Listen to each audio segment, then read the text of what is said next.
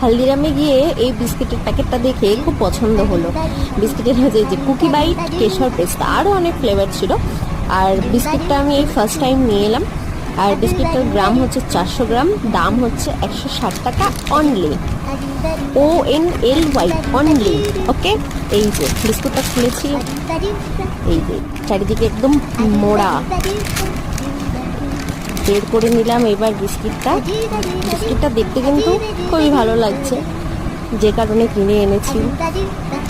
আশা ছিল অনেক, কিন্তু ততটা নয় যতটা আশা করেছিলাম। যে 4টে রো আছে, এই যে পুরো যেরকম শানপাপড়ি যেরকম প্যাকেটটা সেপ প্যাক থাকে সেরকমই প্যাক।